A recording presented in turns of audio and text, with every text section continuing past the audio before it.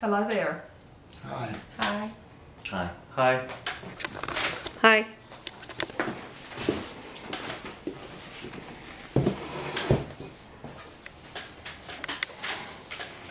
Most everyone has seen, or at least knows the premise of Jurassic Park. Scientists bring dinosaurs back to life.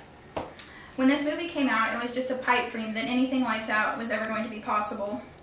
But scientists are extremely close to this being a reality now, thanks to a process called de-extinction. The process and what could happen, good and bad, if scientists are successful, is what I would like to talk to you about today. First, we'll talk about how you go about de-extinction. One animal they're experimenting with is the passenger pigeon. It's not as easy as cloning though, because as staff writer for Live Science, Tanya Lewis, points out, you can't simply clone a passenger pigeon museum specimen because they no longer have fully intact genomes. Genomes are complete sets of a species' DNA, and scientists have found a way to take DNA fragments from the passenger pigeon and synthesize the missing genes, then fuse it with the genome of a close relative of that species, the rock pigeon. And then they transfer these genomes into the reproductive cells of the rock pigeon, and then put them in rock pigeon eggs. These eggs that hatch will still be rock pigeons, but their offspring will resemble the passenger pigeon, and through selective breeding, they will eventually get a species that is extremely close to the passenger pigeon. Now let's talk about some of the benefits of this process. Many animals benefit our environment in many ways, such as the honeybee. And while honeybees aren't extinct yet, their numbers are depleting quickly. And honeybees pollinate many plants that we rely on for food.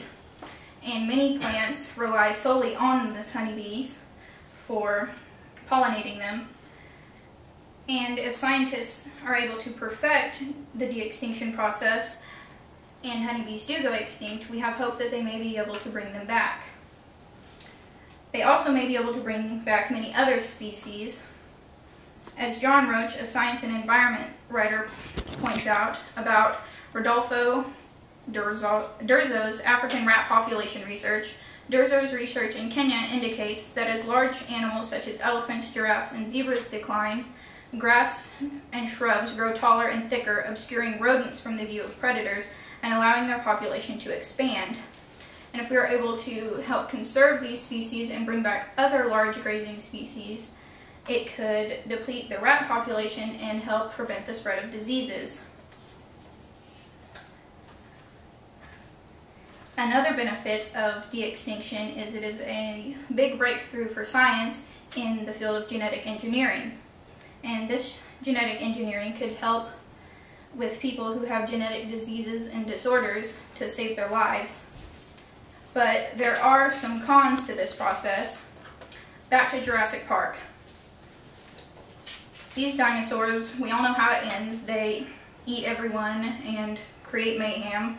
And so years later, they create another movie where dinosaurs create more mayhem. So maybe dinosaurs aren't the best species to bring back. But what harm could smaller species do? Like National Geographic reporter Carl Zimmerman mentions, a huge effort went into restoring the Arabian oryx to the wild, but after the animals were returned to a refuge in central Omaha in 1982, almost all were wiped out by poachers. So these small species, like honeybees, if they do go extinct, what does it matter?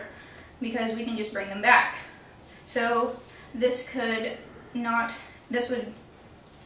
not help with our efforts to protect endangered species. And like in Jurassic Park, those dinosaurs were created to be exploited. And so if we bring back creatures like the woolly mammoth or the dodo bird, they will undoubtedly be exploited in unnatural and unhealthy environments, and definitely poached for their skins and stuff.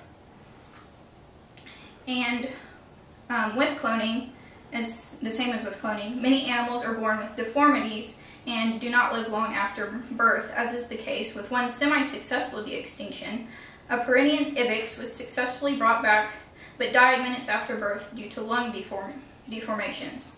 So, is it right for us to bring these animals back?